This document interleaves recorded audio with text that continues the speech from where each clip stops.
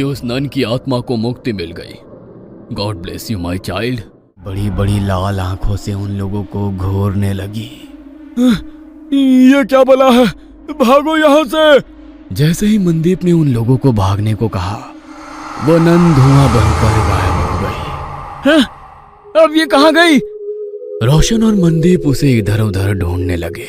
तभी अचानक उन्होंने देखा कि जतिन जमीन पर रेंग रहा था।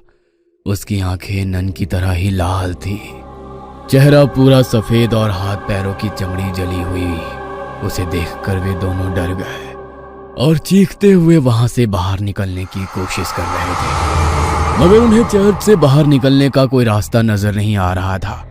दोनों डर कर एक कोने में खड़े थे। जतिन तेजी से छिपकली की तरह रेंगता हुआ उनकी तरफ बढ़ा और उन लोगों को देख अपनी जीभ लपलपाता रहा। कभी जतिन का चेहरा नजर आता तो कभी उस नन का। हमने तुम्हारा क्या बिगाड़ा है? छोड़ दो हमारे दोस्त को, हमें यहाँ से जाने दो प्लीज, हमें यहाँ से जाने दो, हम कभी यहाँ नहीं आएंगे। कहते हुए मनदीप ने उस नन के आगे हाथ जोड़ लिए। नन उसे देख मुस्कुराने लगी।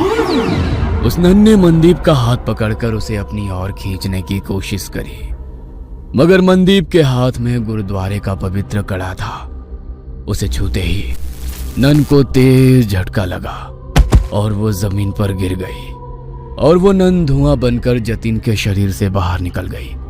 जतिन बेहोश जमीन पर पड़ा था। रोशन उसको होश में लाने की कोशिश करने लगा। जतिन जल्दी उठ जा, हमें यहाँ से निकलना होगा। जतिन प्लीज उठ जा।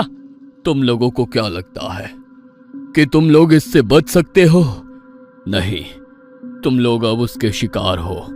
यहां से बचकर नहीं जा सकते हो। वैसे भी यहां कोई नहीं आता।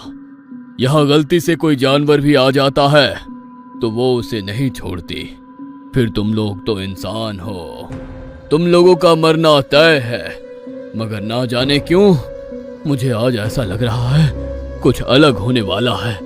फादर कुछ और कह पाते, उसके पहले ही उसने रोशन का गला पकड़ लिया। उसकी सांसें घूटने लगी।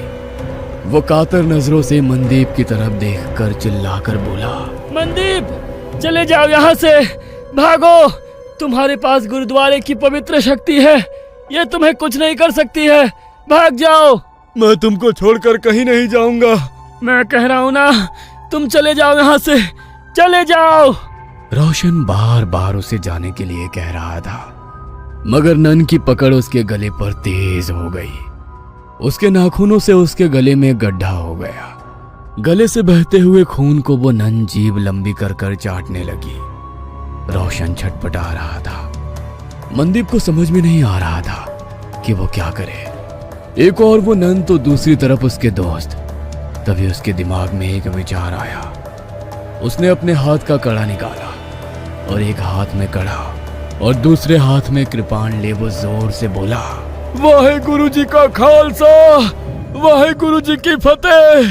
जो बोले सो निहाल, सत श्री अकाल। मनदीप ने वो कड़ा नन के हाथों में डाला और सीने में कृपाण डाली। वो नन छटपटाने लगी। उसने रोशन की गर्दन छोड़ दी। हवा में लहरा रहा रोशन जमीन पर गिर गया।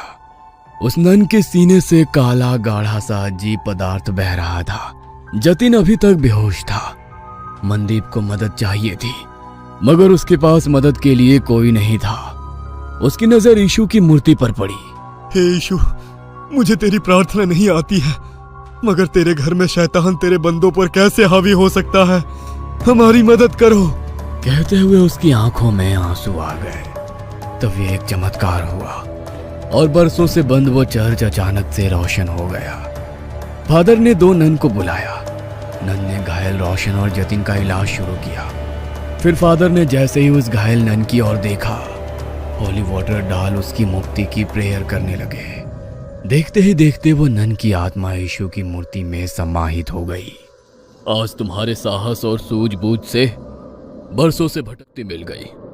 God bless you my child. तुम्हारे दोस्त अब ठीक हैं। कल सुबह तक उन लोगों को कुछ भी याद नहीं रहेगा। अब तुम लोग यहाँ से चले जाओ और आज की घटना का जिक्र किसी से भी मत करना। फादर के कहने पर मनदीप अपने